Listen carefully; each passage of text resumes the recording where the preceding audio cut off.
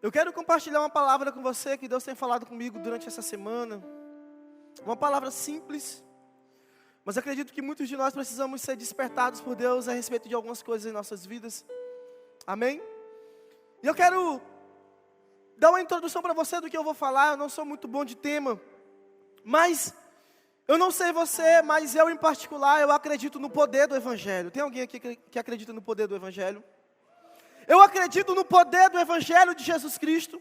Eu acredito na morte e ressurreição de Jesus. Porque a morte por si só não tem poder. A cruz ela tem poder porque Cristo ressuscitou, ok?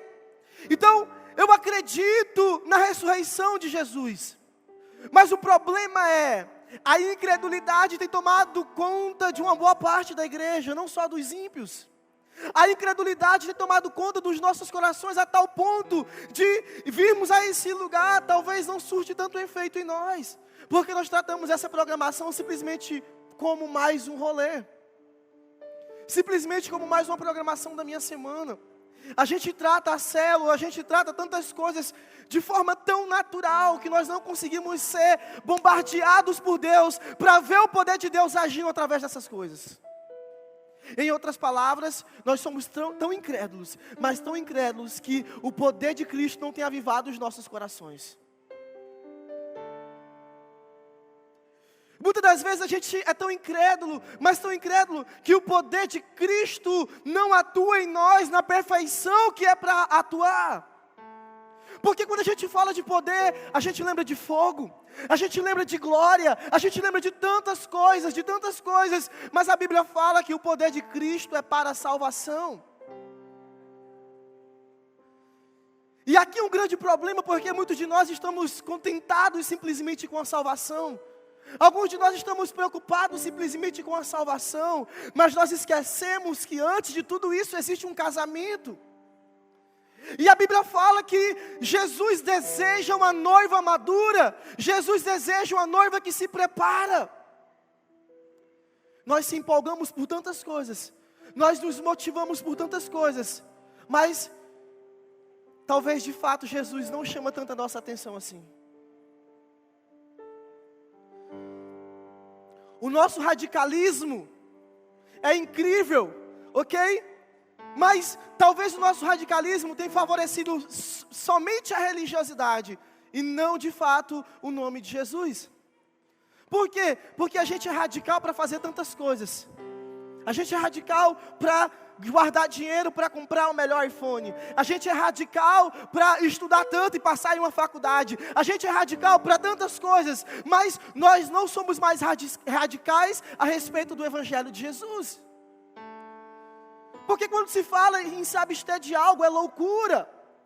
E sabe o que a gente faz? A gente larga nos status do nosso WhatsApp, a gente larga nos stories do nosso Instagram. Por quê? Porque na cabeça das pessoas o Evangelho é sobre deixar alguma coisa. Ok? O Evangelho é sobre o que pode e o que não pode. Então a gente coloca lá, eu sou crente, mas eu ainda vivo isso. A gente é radical para apoiar a religiosidade, mas a gente não é radical para viver em santidade. A gente é radical para causar, mas a gente não é radical para provocar algo em Deus. Vocês estão me entendendo? E mas eu sou crente, mas cara, eu faço isso e aquilo. Entende? Então, abrir mão de alguma coisa tem sido dificuldade. Sabe por quê? Porque nós não entendemos o verdadeiro Evangelho ainda.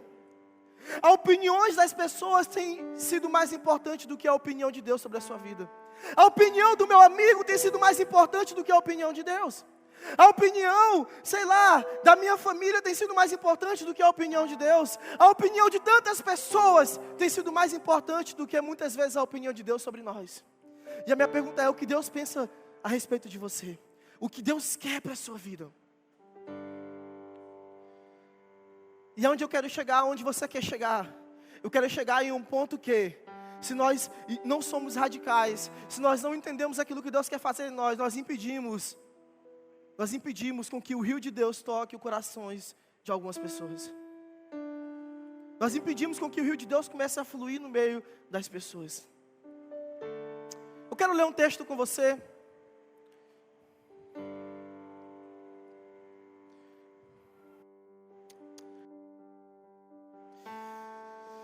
Está lá em Abacuque, capítulo 2, verso 14.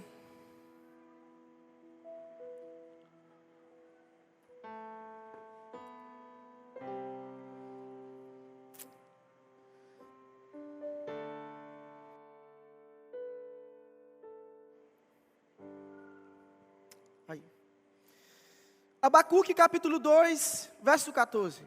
O texto diz assim: entretanto, assim como as águas cobrem o mar, a terra se encherá do conhecimento da glória de Yahvé, ou da glória do Senhor. Você pode dar um amém aí? Eu vou ler mais uma vez com você. Entretanto, assim como as águas cobrem o mar, a terra se encherá do conhecimento da glória do Senhor. O profeta, se você for ler o contexto, ele está falando do fim. Ele está falando do futuro. Ele estava profetizando a respeito da vinda do Messias. E ele diz assim: entretanto, assim como as águas cobrem o mar, a terra se encherá do conhecimento da glória do Senhor. E hoje eu quero falar com você sobre as águas que cobrem a terra. Eu quero conversar com você sobre as águas que enchem a terra, sobre as águas que vão tocar as ruas de Imperatriz, sobre as águas que vão tocar as ruas do nosso estado, as BR do nosso estado. Eu quero falar sobre as águas que vai inundar não só a cidade de Imperatriz, mas todo mundo. Você já parou para pensar o porquê que Jesus, através das profecias, porquê que Deus, através dos profetas, falava muito, através de exemplos simples, para nos ensinar que Ele quer fazer algo, que Ele quer se mover em alguém, para que nós possamos tocar outras pessoas. E eu fiquei muito incomodado esses dias. Ontem eu até fiz uma live do nada aí no Instagram, mas sabe, o meu desespero é que a noiva, ela se desespere pela volta de Jesus. O meu desespero é que nós como igreja possamos acordar e entender que existe algo poderoso para se viver agora. Nós precisamos acordar para entender que existe uma urgência no coração de Jesus. E sabe qual é o nosso posicionamento? De pessoas passivas mediante o dia glorioso, mediante a grande vinda do nosso Senhor. Está vendo? Você não consegue dar um amém. Dá um amém, Tomás. Me ajuda. Entende? Então, nós precisamos entender que o Evangelho de Jesus, ele vai encharcar toda a terra, ele vai lavar toda a terra, porque assim como as águas cobrem o mar, Imperatriz se encherá do conhecimento da glória do Senhor. Meu Deus do céu, diga amém. Quem está online aí, dá um amém. Comenta aí, dá uma glória a Deus. Entende? Então, o que significa água na Bíblia? Por que Deus menciona sobre água? Se você for ler Gênesis, você vai ver que ele começa falando sobre água. Que o Espírito pairava sobre as águas. Se você for ler Apocalipse 22, você vai ver que existe um rio, o rio do Cordeiro.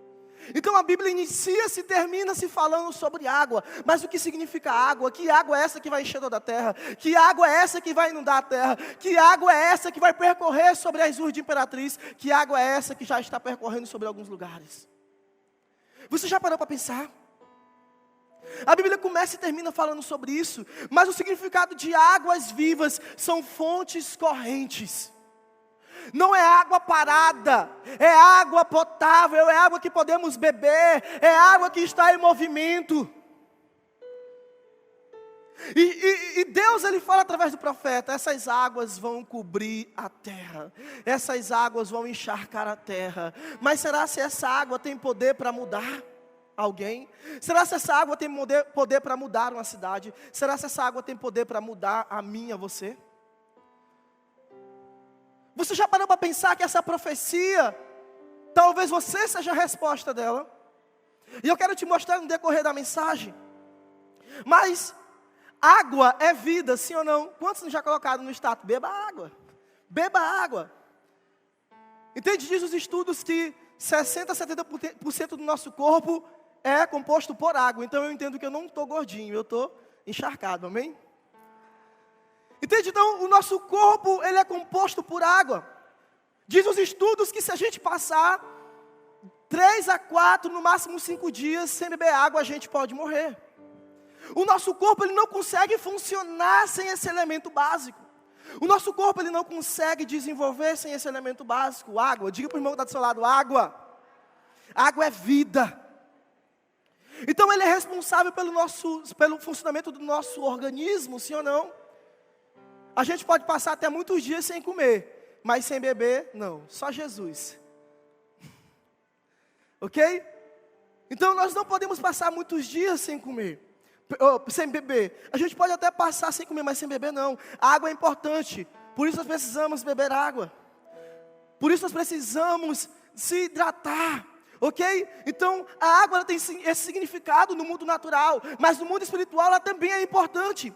Porque Jesus ele menciona esse símbolo nos impulsionando a viver algo sobrenatural, a viver algo poderoso. E eu quero te contar um pouco mais sobre isso. Eu vou pular aqui um pouco da minha mensagem, depois eu volto de novo. Mas olha o que a Bíblia diz lá em João 7,37. No último dia, o mais solene dia da festa, Jesus colocou-se em pé e clamou em pranto: se alguém tem sede, deixe-a vir a mim para que beba. Vamos lá.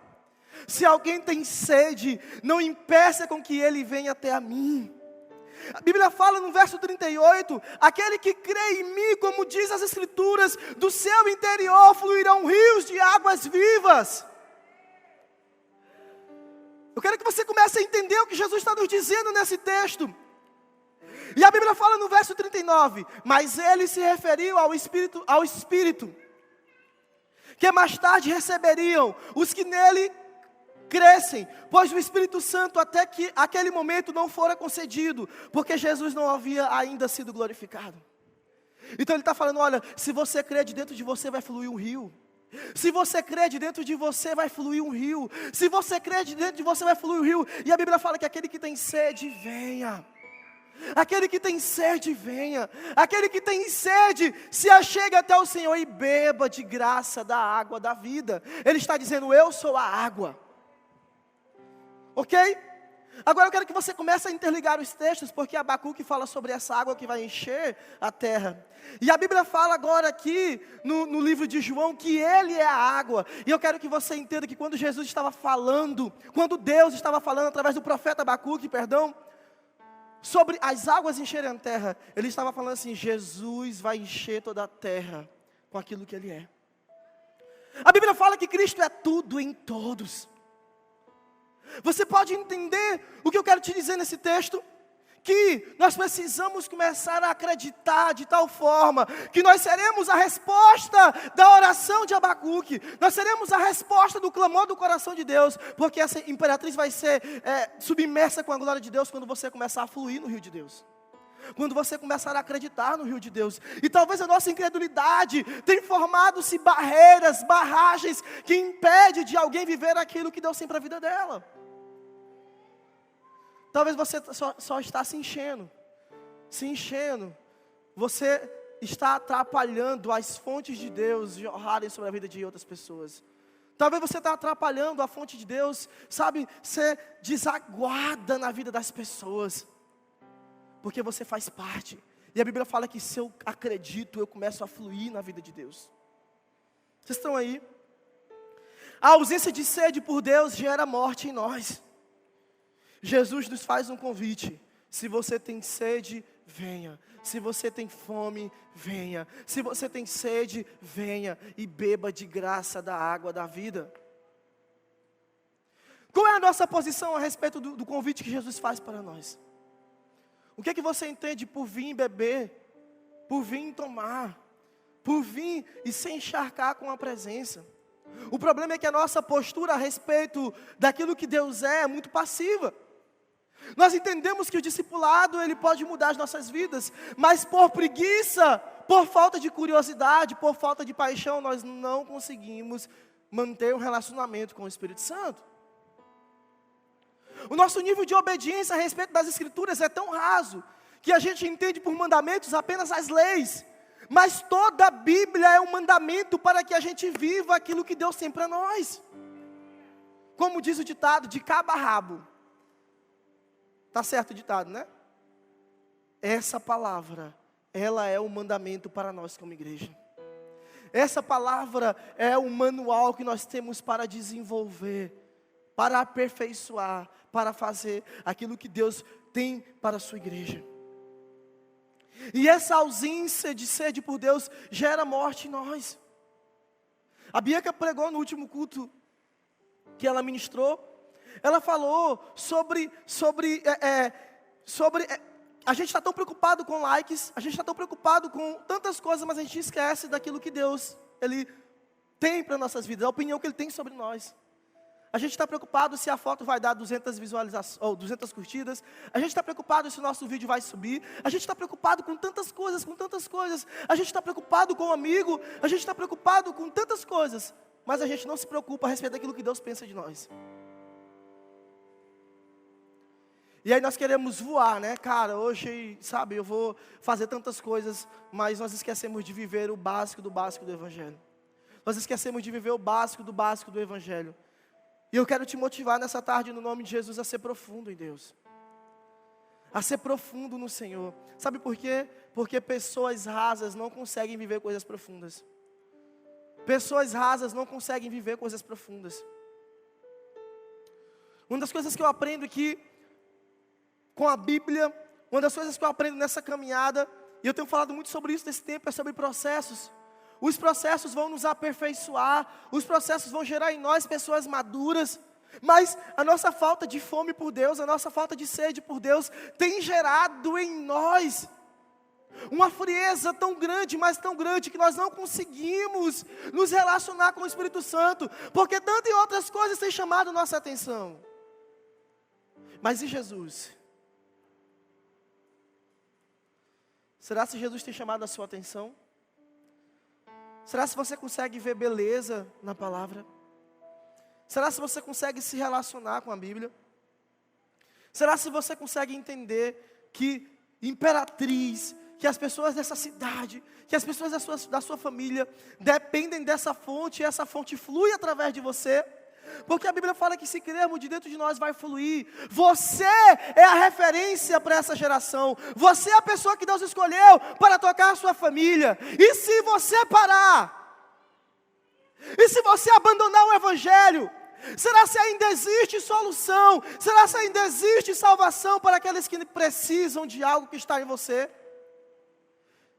Nós somos tão egoístas que quando nós deixamos de pregar o Evangelho, nós estamos dizendo, esse Evangelho é apenas para mim. E nós nos tornamos pessoas egoístas, porque a Bíblia fala que Ele vem buscar a igreja. Ele não vem buscar só eu. Eu não sou a igreja, nós somos a igreja. Você não é a igreja, nós somos a igreja. A igreja ela não é composta por uma pessoa, ela é composta por uma comunidade. O apóstolo Paulo fala assim, olha, não deixe o espírito de vocês se apagar. Não deixe o espírito de vocês se apagar. E nós somos uma geração que dorme feliz e acorda triste. Nós somos uma geração que dorme triste e acorda feliz. Nós somos uma geração que a nossa vida não tem mais controle, porque a gente vive por emoções e não por decisões. A gente vive por sentimento. A gente não é racional em algumas coisas.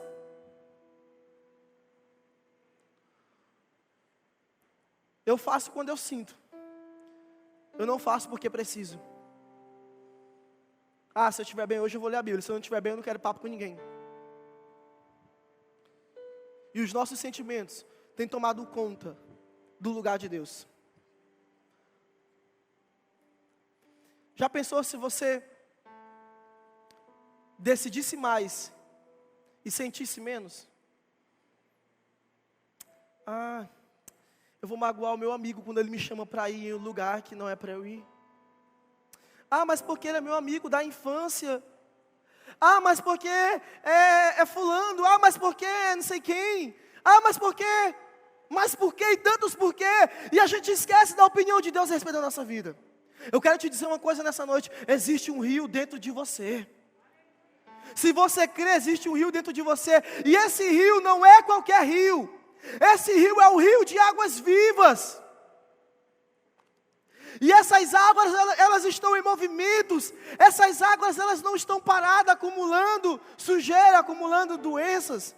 Não, essa água é a água que você precisa lavar a sua família, que você precisa inundar a sua casa.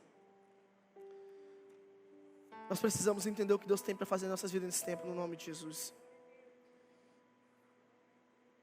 Nós precisamos entender. Apocalipse 22, 18. Declaro a todos os que ouvem as palavras da profecia deste livro: se alguém lhe acrescentar algo, Deus lhe acrescentará as pragas descritas neste livro. Se alguém tirar alguma palavra deste livro da profecia, Deus tirará dele a sua parte na árvore da vida e na cidade santa, que são descritas neste livro. Aquele que dá testemunho destas coisas diz: venho em breve. Amém. Vem, Senhor Jesus. O verso 1 de Apocalipse 22 diz assim: então o anjo me mostrou um rio da água da vida, claro como um cristal, fluía do trono de Deus do trono de Deus e do Cordeiro, no meio da rua principal da cidade. De cada lado do rio estava a árvore da vida, que frutificava 12 vezes por ano, um por mês. As folhas da árvore serviriam para curar as nações. Já não haverá maldição nenhuma. O trono de Deus e do Cordeiro está na cidade, e os seus servos o servirão. E eu acredito nesse rio. Eu acredito que esse rio está no meio da igreja. Eu acredito que esse rio está dentro de nós. E que essa água da vida, não vai gerar somente vida em nós, mas vida para outras pessoas. Até quando nós vamos nos limitar? Até quando nós vamos nos limitar? Eu já disse para vocês isso aqui uma vez. Um dia Deus me disse que o nosso problema não é a falta da presença. Nós temos presença. O problema é que nós não sabemos o que fazer com essa presença. Nós saímos do culto e nós desperdiçamos tudo aquilo que Deus tem derramado. Porque nós não somos responsáveis a ponto de tratarmos Deus com seriedade. O seu problema não é a falta de presença. O seu problema é a falta de decisão, de permanecer e de viver e ter uma vida santa. Então esse rio precisa fluir. A Bíblia fala em Colossenses 1,17 que Cristo em nós é a esperança da glória. Cristo em você é a esperança para essa cidade. Cristo na sua vida é a esperança para a sua família. Entende? Então nós precisamos começar a entender aquilo que Deus quer fazer. Precisamos começar a nos lançar. Eu quero ler um outro texto com você. Vocês estão aí, pessoal? Ezequiel 47.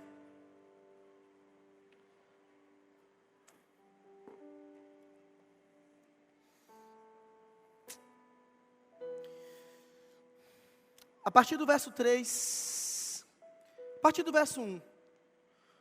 O homem levou-me de volta à entrada do templo, e vi a água saindo debaixo da soleira do templo, e indo para o leste, pois o templo estava voltado para o oriente. A água descia debaixo do lado sul do templo, do sul do altar. Ele então me levou para fora pela porta norte, e conduziu-me pelo lado de fora até a porta externa, que dá para o leste, e a água fluía do lado sul. O homem foi para o lado leste com a linha de medir na mão. E enquanto ia, mediu 500 metros, e levou-me pela água, a qual batia no tornozelo. E ele mediu mais 500 metros, e levou-me pela água que chegava aos joelhos. E mediu mais 500, e levou-me a água que batia na cintura. E mediu mais 500, mas agora era um rio que eu não conseguia atravessar, porque a água havia aumentado. E era tão profunda que só podia ser atravessado a nado. Amém? Eu quero te convidar a sair do nível raso nessa tarde. Eu quero te convidar a sair de um nível raso. Porque para que você dê passos para viver algo profundo, não depende mais de Deus, e sim de você. Existe um rio para que você possa mergulhar nesse rio. Existe um rio para que você possa ser lançado nesse rio. Existe um rio para que você possa ir mais fundo. O problema é que nós não temos mais forças. O problema é que nós não temos mais opiniões. O problema é o que nós não temos mais escolha. Tudo nos controla, tudo nos governa, menos Deus. O que é mais importante? A opinião de Deus ou a opinião de seu amigo? Sabe qual é o nosso problema? É que a gente quer ser profundo, mas nunca saiu do raso. O nosso problema é que a gente quer viver coisas incríveis, mas a gente nunca viveu o simples. O nosso problema é que a gente se move por tudo aquilo que está dando certo, e não por tudo aquilo que gera vida. A gente se move por tantas coisas, e a gente esquece de Jesus. Ezequiel está falando de um rio, ele está profetizando. Essa visão foi para mostrar que nós podemos ir mais fundo. E eu não sei se você percebeu, mas ele tinha um cordel na mão, e esse cordel era para medir. E o nosso problema é que nós não entendemos aquilo que Jesus quer fazer. Nós não entendemos o tamanho das coisas que Deus quer fazer em nós. E nós não nos lançamos no rio de Deus. Ser empurrado no rio de Deus é muito fácil. Você pode vir a esse lugar, viver grandes experiências, e ainda assim sair desse lugar vazio, mesmo em alguns momentos sendo cheios. O que você tem feito com aquilo que Deus tinha te entregado nesse tempo? O cru acabou. Só ano que vem. E a minha pergunta é: quando você vai trazer convidado para a igreja de novo? Só na próxima gincana? Quando você vai começar a convidar e evangelizar de novo? Só na próxima programação, que vai valer ponto para ganhar um prêmio legal? E aí? Eu quero despertar em você nessa tarde uma paixão pelo lugar secreto, mas também uma paixão em ver uma cidade toda cheia do conhecimento da glória de Deus.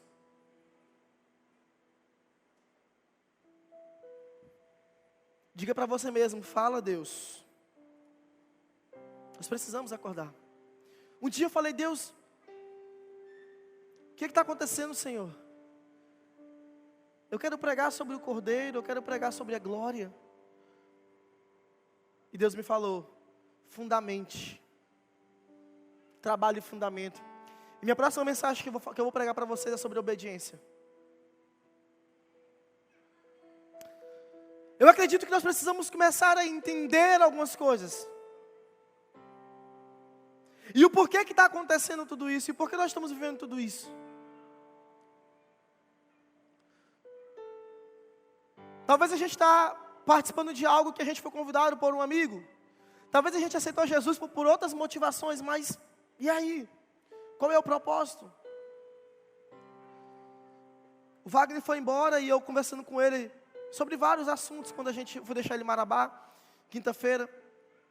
Sobre vários assuntos. E eu falei assim: Wagner, se eu pudesse pegar todos esses assuntos e colocar no coração de todas as pessoas que eu conheço, para que eles possam viver tudo isso, seria incrível, seria poderoso, seria maravilhoso. Mas o problema é que esse evangelho, ele não pode ser empurrado de goela abaixo sobre a vida de alguém. Você precisa ter uma revelação de quem Jesus é. Você precisa ter uma revelação de quem Jesus é. Ok? Você pode dizer amém? Então vamos lá. Então essas águas precisam tocar as nossas vidas. Nós precisamos beber dessa água. E eu quero te desafiar a partir de hoje a não largar a fonte, a não se afastar da fonte, a permanecer na fonte. Você pode até desanimar, mas se você bebe da água, você tem fundamento, você tem base. O seu organismo começa a funcionar de forma correta e perfeita, porque existe algo lhe purificando, e essa é a verdade bíblica. Essa é a verdade da Bíblia. Às vezes a gente passa por várias adversidades, mas a gente não sabe vencer. Por quê? Porque a gente não tem conhecimento daquilo que vai encher toda a terra. E aquilo que vai encher toda a terra, aquilo que está enchendo a terra, é poderoso. Ele é poderoso. Deus é poderoso. Amém? Aleluia. Feche seus olhos onde você está.